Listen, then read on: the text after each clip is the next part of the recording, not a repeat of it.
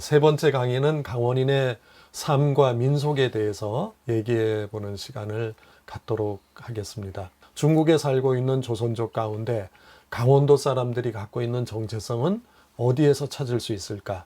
첫 번째, 지명을 통해서 찾을 수 있는 것은 우리가 이주할 당시에 그 원적지의 지명을 그대로 사용한 예는 우리가 가장 대표적인 것이 바로 고성촌이라고 할 수가 있죠. 이런 고성촌 같은 지명을 통해서 가지고 있는 원적지 지명의 향토성을 또 정체성을 그대로 찾을 수가 있을 것입니다. 또 한 가지는 고향을 그리워하는 마음에서 담은 지명이 있겠죠. 춘천 사람들이 이주한 마을을 춘향촌이라고 했고, 또 양양 사람들이 이주한 곳은 뭐라고 이름을 지었냐면은 조선에서 온 양양 사람들이라고 해서 조양촌이라고 했거든요. 큰 뜻에서 보면은 고향을 그리워하는 마을에 지명이 담긴 걸로 볼 수가 있고요. 더 크게 본다면은 우리는 강원도 사람들이다, 그냥. 그러니까 강원도촌, 이렇게 볼 수가 있죠. 이런 지명 속에서 그 마을이 형성이 되어 있고, 그 마을이 형성된 곳에서는 자기도 모르게 자기 후손들한테 그 지명 속에서 고향이 어디다라고 하는 의식을 그대로 심어줄 수가 있는 거죠. 이 의식 세계 속에서 그곳을 살아가는 강원도 사람들의 후손은 자연히 자기 자신이 정체성을 형성하고 있다, 이렇게 볼 수가 있을 것입니다. 그런데 이제 강원도 마을의 변화가 여러 차례 생기게 되는 거죠. 첫 번째는 해방이 되면서부터 많은 사람들이 조선 땅으로 돌아오는 사람들이 있어요. 해방되면은 일제가 압제하던 세상하고 다를 거다라고 해서 돌아가는 사람들이 많아진 거죠. 그래서 많은 사람들이 그때 돌아오는 1차 격변기를 1945년에 겪게 됩니다. 그리고 가장 큰 변화 중에 하나는 1992년에 한중수교가 되면서 이제 비롯되었다고 볼 수가 있죠. 한중수교가 되면서 많은 조선 사람들이, 조선족들이 한국으로 가야지 돈을 벌 수 있다라고 생각을 하게 된 거죠. 중국의 조선족 가운데 강원도 영월의 식당에 와서 2년 동안 일해서 번 돈을 가지고 중국 연길시에 있는 큰 아파트를 살 정도니까요. 그만큼 큰 돈을 벌 수가 있는 겁니다. 그래서 그때에 이제 한국으로의 이민 열풍이 불다 보니까 중국 조선족의 마을들, 강원도 사람들이 살던 마을 역시 예외일 수가 없는 거죠. 와해가 돼버리는 겁니다.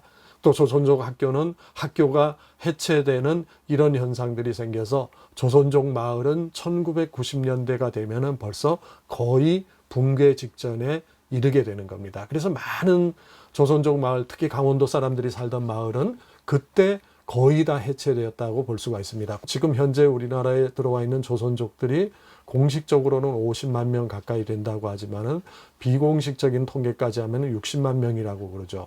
그러면은 중국 조선족 사회는 거의 와해가 됐고, 여기서만 끝나는 것이 아니라 조선족이라고 하는 문제, 조선족 자치주라고 하는 문제, 더 크게 보면은 조선족 자치주의 주도인 연길과 용정과 도문이라고 하는 곳이 나중에는 하나의 중국 한족의 시가 되는 문제까지도 거론될 정도로 심각한 위기를 갖게 되는 거죠. 그런데 이제 그 중에서도 가장 중요한 게 뭐냐면은 공동체 생활을 하면서, 마을에 살면서 자기가 가지고 온, 강원도에서 가지고 오는 습성을 그대로 지켰고, 또 그 습성 속에서 고향 사람끼리 어울리는 그런 현상이 잦아졌죠. 근데 이제 이 가운데서 가장 중요했던 것 중에 하나가 바로 그 연변농악이라고 하는 게 있어요. 연변농악이라고 해서 2009년도에 그 왕청현에 있는 조선족 농악물을 중국이 인류무형문화유산, 유네스코 인류무형문화유산으로 등재를 하게 됩니다.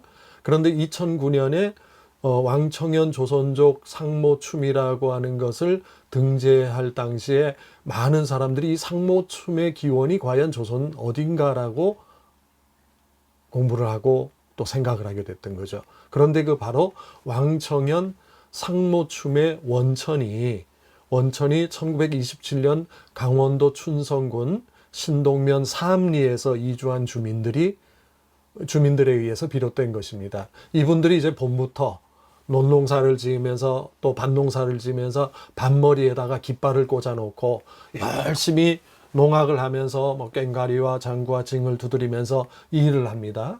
그리고 또 저녁이 되면 여기서 끝나지 않고 그 마을에 큰 바위가 있었어요. 이걸 가지고 영벽라지라고 하는데 바람을 막아주는 곳에서 상모 돌리기를 하고 춤을 추고 그리고 또 놀면서 이 농악을 즐겼어요. 그러니까 마을 사람들은 저녁마다 축제가 벌어지는 이런 현상이 계속 그 영벽촌에서는 일어났던 거죠. 이거를 일제가 1930년대에 야 이거 안 되겠다. 조선 사람들이 모여가지고 계속 저렇게 하다 보니까 이거 놔두면은 큰일 나겠다 해서 이 영벽촌 사람들이 1930년대 후반부터 그 가까운데 백초구라고 하는 데가 있어요. 백초구 쪽으로 또 이주를 하고 또 그 옆에 있는 서위자라든지 중안이라든지 또 면전이라든지로 다 농악하는 사람들이 이주를 해요. 근데 그분들이 가면은 그분들이 가지고 있는 기술과 장기가 이거다 보니까 또 거기 가서 어떻게 합니까? 또 농악대를 육성을 하게 되는 거죠. 그래서 백초구나 서위자나 중안이나 이런 면전이라든지 이런 데 농악의 하나의 그 큰 붐이 일어나게 됩니다. 이 붐의 중심에 있었던 사람이 바로 뭐냐면은 양태명이라고 하는 사람이죠. 또 이 사람과 함께 이주한 사람이 김현이라고 하는 사람이에요. 이 두 사람의 춘천 사람으로 인해서 그 일대의 농악은 대대적인 붐이 일어나게 됩니다. 여기서 끝나지 않고 조선과 계속 교류를 합니다. 한국과 교류를 하면서 상모라든지 꽹과리라든지 장구를 중국에서 만들지 못하니까 돈을 모아서 그것을 서울에 가서 사오고 그렇게 하면서 이제 이 일대의 농악에 거대한 붐을 일으키고 그리고 또 강원도 철원 사람들도 많이 이주를 했죠. 철원 사람들은 화룡현 투도구라고 하는데 이주를 했습니다. 그 평강촌이라고 하는 곳에 우리나라의 노동조합 형태인 공기조합을 형성을 했는데 이 공기조합에서 맹경호라는 사람하고 신동식이라고 하는 두 사람이 주축이 돼가지고 또 농악대를 양성을 하기 시작을 했어요. 그런데 여기 농악은 우리가 생각할 수 있는 그런 농악이 아니라 지금으로 치면은 전문적인 연희 집단의 수준으로 이끌어 놨었어요. 마을에 잔치가 있다든지 하면은 시작을 했던 이런 농악대가 나중에는 그 촌 넘어서까지도 명절이라든지 큰 행사가 있을 때는 불려다니는 그런 조직이 됐던 거예요. 그 일대에서 가장 전문적인 연희 집단을 만들었던 게 바로 철원 지역에서 이주한 화룡현의 투도구 공기조합 농악대라고 할 수가 있는 거죠. 이 일대에서는 아주 커다란 농악의 중심이 형성이 돼서 서로가 경쟁하면서 자기 지역의 정체성을 가지고 발전시키고 또 그 길을 제시했다 이렇게 볼 수가 있는 겁니다. 그래서 연변 농악의 근원은 강원도 농악이다 이렇게 얘기할 수가 있는 거죠. 또 한 가지는 이제 음식의 대물림이라고 할 수가 있죠. 강원도 사람들은 강원도 사람들이 제일 좋아하는 음식이 뭔가라고 거기 가서 제가 여쭤본 적이 있어요. 그러니까 가장 많이 나오는 게 뭐냐면은 감자밥이에요. 유명한 문학가고 또 중국의 천지라고 하는 월간 문학지, 유명한 월간 문학지가 있는데 그 주필을 맡으셨던 리상각 선생이라고 하는 분이 계셔요. 이분은 양구군 해안면에서 어렸을 때 아주 갓난아이 때 아버지 엄마랑 같이 이제 중국으로 마을 사람들하고 이주를 했죠. 항상 그 식당으로 저를 데리고 가는 곳이 강원도 음식하고 가까운 것이 있는 곳. 감자 요리를 해주고 또 찰떡이 있는 이런 곳으로 저를 항상 데리고 간 적이 있어요. 그래서 이분한테 어떻게 그래 감자 음식을 좋아하세요? 라고 여쭤봤더니 아버지가 그렇게 좋아했대요. 또 엄마가 아버지가 좋아하니까 그렇게 자주 해주셨대요.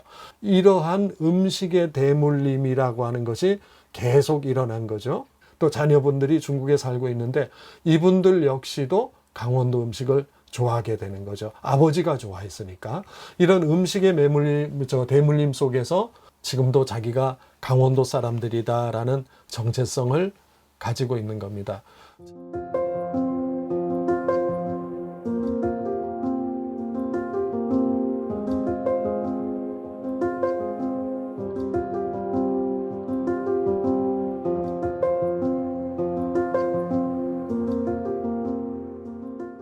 조선족들은 이런 얘기를 합니다. 조선을 떠나올 때에 몸에 달고 온 게 하나가 있다 그래요. 그게 바로 뭐냐면은 민요라고 하는 표현을 씁니다. 조선족들을 만나면은 각 지역에는 자기 지역에서 살던 노래를 부르게 되었습니다. 강원도 사람들은 거기서 그런 얘기를 합니다. 타령을 좋아하는 사람들이라 그래요. 강원도 사람 하면은 모이면은 노래를 부른다 그래요. 이거는 뭐 강원도 사람뿐만 아니겠죠. 조선족도 그렇고 다 그럴 텐데 특히 강원도 사람들은 타령을 좋아한다고 하면서 주로 많이 부르는 노래가 강원도 아리랑을 많이 부르는 모습을 봤고요. 또 정선 아리랑도 제가 연길에서 강원도 양양에서 이주한 할머니한테 녹음을 한 게 하나가 있었어요. 그 할머니가 부르는 정선 아리랑도 들을 수가 있는데 양구에서 유명한 시인이 되셨다는 리상각 선생님이 뭐라고 얘기를 했냐면은 타령이 있는 곳에는 강원도 사람들이 있다. 이 말 자체가 벌써 강원도 사람들은 노래를 즐기는 사람이구나 하는 것을 알 수가 있는 거죠.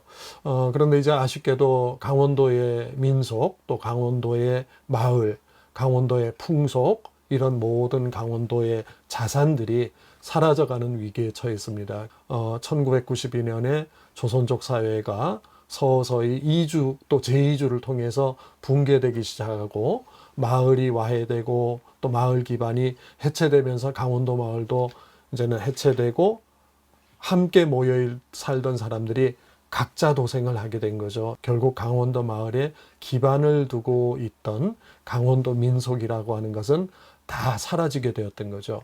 그래서 참 여러 가지로 아쉬운 면이 있지만은 그래도 우리가 연구하는 사람들이 계속 강원도의 정체성에 기반을 이루는 이러한 자료들을 찾아서 활용을 하고 또 이런 것을 데이터베이스로 만들고 또 아카이빙을 해서 축적을 하고 한다면은 훗날 이러한 모든 것들이 기록 속에서 또 훌륭한 강원도 자산이 될 수 있지 않을까 생각합니다. 오늘 강의를 마무리하도록 하겠습니다. 고맙습니다.